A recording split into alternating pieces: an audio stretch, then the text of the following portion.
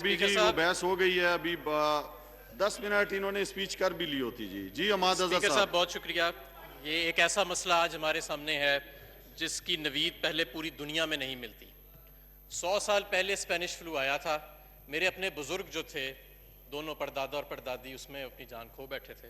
اور اس کے بعد آج 100 سال کے بعد یہ ایک ایسا مرض ہے جو پوری دنیا کے سامنے لاحق ہے۔ لیکن ہم نے فیصلے کرنے ہیں پولیٹیکل ریٹرک کی بنیاد پہ نہیں، ہم نے پولیٹیکل پوائنٹ سکورنگ کی بنیاد پہ نہیں، چاہے ہم اپنے آپ کو کتنا ہی بڑا سیاسی ورکر کیوں نہ سمجھتے ہوں، کیونکہ یہاں پہ جانوں کا اور روزگار جو ہے وہ خطرے میں ہے۔ ہم نے فیصلے کرنے ہیں انفارم ڈیبیٹ کے اوپر اور ڈیٹا کے اوپر۔ یہاں پہ سب سے پہلے بات ہوئی کہ یہ سمارٹ لاک ڈاؤن کیا چیز ہے، اور اس کا ایسے طنز کیا گیا کہ جیسے کہ یہ کوئی بڑی ہی احمقانہ بات ہے جو پوری دنیا میں کہیں نہیں ہو رہی۔ جناب میں آپ کی اطلاع کے لیے عرض کرنا چاہتا ہوں کہ جتنے اس وقت ترقی یافتہ ملک ہیں، تمام کے تمام اکثریت اس وقت سمارٹ لاک ڈاؤن کی طرف جا رہے ہیں۔ ایسا نہیں ہے کہ انہوں نے آپ کی تقریر نہیں سنی، ایسا نہیں ہے کہ انہوں نے اگر آپ کی وہ تقریر سنیں گے تو وہ فوراً پلٹ جائیں گے۔ وہاں پہ فیصلے ریسرچ کی بنیاد پہ، ڈیٹا کی بنیاد پہ ہو رہے ہیں، جیسے کہ ہم کر رہے ہیں۔ دوسری بات کی گئی تافتان کی، کہ یہ سارا کچھ تافتان سے آیا۔ کیا امریکہ میں بھی تافتان سے آیا ہے؟ کیا ہندوستان میں بھی تافتان سے آیا ہے؟ کیا سری لنکا میں بھی تافتان سے آیا ہے؟ کیا چین میں تافتان سے آیا ہے؟ جناب عرض یہ ہے، جناب شاید ہی کوئی دنیا کا ملک ہوئے گا جو اس وبا سے محفوظ ہے، شاید ہی کوئی دنیا کا ملک ہوئے گا جو آج اس وبا سے محفوظ ہے۔ شاید کوئی پیسفک اوشن میں جزیرہ ممالک ہوئیں، میرا خیال ہے وہ بھی محفوظ نہیں ہے۔ وہاں پہ ہر ملک میں دنیا کے 200 کے قریب ممالک ہیں جہاں یہ وبا پھیلی ہوئی ہے۔ وہاں تافتان سے یہ وبا نہیں آئی، یہ وبا ایک جگہ سے نکلی جس کا نام ہے ووہان، چائنا کے اندر، اور اس کے بعد جس ملک میں بھی گئی ہے وہاں پہ اس نے جنم نہیں لیا، کسی نہ کسی وجہ سے، کسی فورن سورس سے وہاں اندر گئی ہے یہ،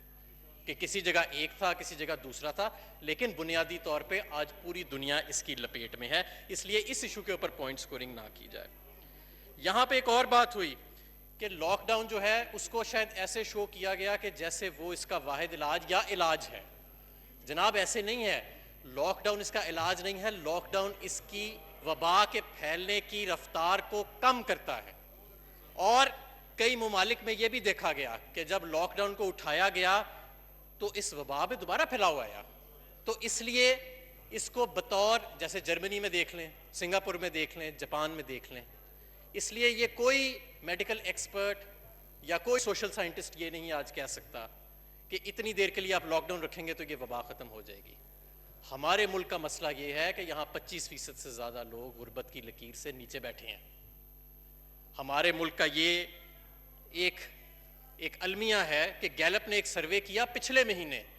تو 70 لاکھ خاندان وہ کہتے ہیں کہ ایسے ہیں کہ جنہوں نے اپنے کھانے پینے کا جو راشن ہے اس کو کم کر دیا ہے، کیونکہ ان کے پاس اس وقت وسائل موجود نہیں ہیں۔ 2.5 کروڑ کے قریب لوگ انہوں نے ایسے کہا کہ وہ اپنے دوستوں سے، احباب سے قرضہ لے کے کھانے پینے کی اشیاء پوری کر رہے ہیں۔ یہ میں نہیں کہہ رہا، یہ گیلپ کا سروے کہہ رہا ہے، جو پچھلے مہینے آیا تھا۔ پچھلے مہینے سے ظاہر ہے کہ اب 2-3 ہفتے گزر چکے ہیں اس سروے کو، تو صورتحال مزید خراب ہوئی ہوئے گی۔ جناب اسپیکر، یہاں پہ ہسپتالوں پہ بھی بات ہوئی، میں بہت زیادہ اس پہ نہیں جانا چاہتا، لیکن اگر کوئی بلند و بال دعویٰ کیا جائے تو اپنا ہوم ورک مکمل کرنا چاہیے۔ خیبر پختونخوا کے اندر 14 نئے ہسپتال اور ایمرجنسی ٹراما سینٹرز جو ہیں ان کا قیام کیا گیا، اور یونیورسل ہیلتھ انشورنس پاکستان کی تاریخ میں پہلی مرتبہ اگر کسی خیبر پختونخوا کے، اگر کسی صوبے میں ہوئی تو وہ خیبر پختونخوا تھا۔ اس چیز کے باوجود کہ 2008 سے لے کے 2018 تک، جناب اسپیکر، ڈپٹی اسپیکر صاحب، پاکستان میں دنیا کی one of the lowest per capita health spending رہی ہے، اور یہ ریفلیکٹ کرتی ہے ہمارے ڈیولپمنٹ انڈیکیٹرز کے اندر۔ آج یہاں پہ میل نرشمنٹ کو دیکھ لیں، آج یہاں پہ 70% آج آپ کا ہیلتھ کیئر پاکستان میں پرائیویٹ سیکٹر سروسز پرووائڈ کر رہی ہیں، 70%۔ تو یہ کسی ماضی کی حکومت کو یہ تمغہ نہیں جاتا کہ انہوں نے ہیلتھ میں بڑا کام کیا ہے، یہ آج آپ کے موجودہ اعداد و شمار ہیں۔ جناب speaker, Pakistan institute of development economics کا جو ایک پروجیکشن ہے وہ یہ ہے کہ اگر لاک ڈاؤن کو اس کی موجودہ صورتحال میں مزید آگے بڑھایا جائے تو بے روزگار افراد کی جو ٹوٹل جو ان کی قوت ہے اس میں 2 کروڑ بیسٹ کیس سیناریو سے 7 کروڑ ورسٹ کیس سیناریو تک یہ معاملہ آگے چلا جائے گا۔ جناب اسپیکر، جناب اسپیکر ایس ڈی پی آئی ایک ہمارا بڑا اچھا ادارہ ہے ریسرچ کا، انہوں نے یہ ایک تخمینہ لگایا کہ اگر لاک ڈاؤن کو مزید 1 ماہ تک ایکسٹینڈ کیا جاتا ہے، اس کی وہی صورتحال جس میں پہلے دن سے تھا، تو 10 لاکھ 9 لاکھ تک 9 لاکھ چھوٹے اور درمیانے درجے کے کاروبار ایسے ہیں جو مستقل بنیادوں کے اوپر ختم ہو جائیں گے. مستقل بنیادوں کے اوپر، یہ نہیں کہ ختم ہو کے دوبارہ چل پڑیں گے جب آپ لاک ڈاؤن، مستقل بنیادوں کے اوپر. جناب اسپیکر، ہمارا ملک ایک ایسا مغربی ملک نہیں ہے جہاں پہ کھربوں ڈالر کے امدادی پیکج دیے جاتے ہیں اور وہاں پہ ان کو پھر 2 مہینے 3 مہینے تک وہ لاک ڈاؤن سسٹین کر سکتے ہیں. یہاں پہ ہمیں ایک توازن کو برقرار رکھنا ہے. ایک طرف ہم نے کورونا کے مرض کو بھی دیکھنا ہے، اپنی ہاسپٹل کیپیسٹی کو بھی دیکھنا ہے، تو دوسری طرف ہم نے عام آدمی کے چولہے کو بھی دیکھنا ہے کہ کہیں وہ نہ بجھے. ہمیں بھوک سے بھی اتنا ہی خطرہ ہے آج جتنا ہمیں کرونا سے خطرہ ہے، اگر ہم لاک ڈاؤن کو اس کی صورتحال میں برقرار رکھتے ہیں. اور لاک ڈاؤن میں جو نرمی کی جاتی ہے یا جو سختی کی جاتی ہے، میں تمام این سی او پی کے جو این سی او سی کے تمام اجلاس ہیں اور این سی سی کے تمام اجلاس ہیں، میں تقریباً تمام میں شامل رہا ہوں. ہر چیز چاروں صوبے اور دونوں اکائیوں کے ساتھ مل کے متفقہ طور پہ ایک چیز کا فیصلہ کیا جاتا ہے. کوئی لاک ڈاؤن کے اندر توسیع نہیں ہوتی، کوئی نرمی نہیں ہوتی جب تک تمام اکائیاں اور تمام صوبے جو ہیں وہ ایک پیج پہ نہ ہوں. جناب اسپیکر، حکومت پاکستان نے 1200 ارب کا ایک اکنامک سٹیمولس پیکج جو ہے، ایک امدادی پیکج ہم نے اناؤنس کیا، اور اس کے اندر احساس پروگرام کے ذریعے 1 کروڑ 20 لاکھ خاندانوں کو امداد دی جا رہی ہے. اس میں 40 لاکھ صرف وہ ہیں جو پہلے سے ڈیٹا بیس میں موجود تھے اور باقی تمام جو ہیں وہ نئے لوگ ہیں. جناب اسپیکر، پی ایم نے کرونا ریلیف فنڈ اناؤنس کیا اور اس کو مرج کیا گیا پاکستان کے جو مزدور احساس پروگرام تھا، اور اس کے تحت ہم نے 75 ارب روپے مختص کیے ہیں. وزیر اعظم کی جو فنڈ ریزنگ ہے وہ اس کے ساتھ علیحدہ جوائن ہو رہی ہے. اور ہم یہ جو 1 کروڑ 20 لاکھ لوگ تھے، ان کے علاوہ ہم 40 سے 60 لاکھ لوگ جو بے روزگار ہوئے ہیں کرونا کی لاک ڈاؤن کی بندشوں کی وجہ سے، ان کو ہم براہ راست فائدہ پہنچائیں گے اور امداد پہنچائیں گے 12,000 روپے کی. جناب اسپیکر، ہم نے ایک چھوٹا کاروبار امدادی اسکیم کا اناؤنس کیا، اور پہلی مرتبہ پاکستان کی تاریخ میں چھوٹے اور درمیانے درجے کے کاروباروں کے لیے اتنی وسیع اور اتنی مؤثر اسکیم سامنے آئی. 35 لاکھ چھوٹے کاروبار، جس میں 5 کلو واٹ کے کمرشل کنیکشن اور 70 کلو واٹ کے انڈسٹریل کنیکشن شامل ہیں، جب وہ اپنا کاروبار کا سلسلہ دوبارہ شروع کریں گے تو ان کے اگلے 3 مہینے کا بجلی کا بل حکومت ادا کرے گی. 90% اس سے جو کاروبار مستفید ہوئیں گے، 90%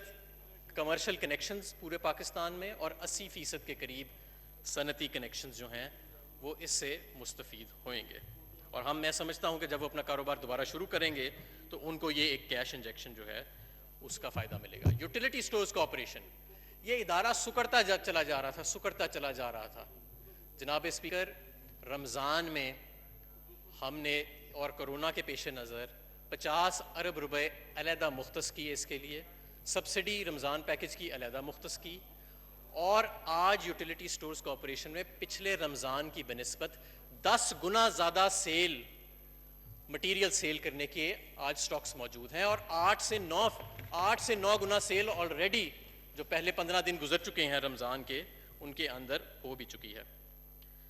جناب اسپیکر، اس کے علاوہ وزارت خزانہ نے اور اسٹیٹ بینک آف پاکستان نے بڑی مؤثر سکیمز جو ہیں وہ اناؤنس کی.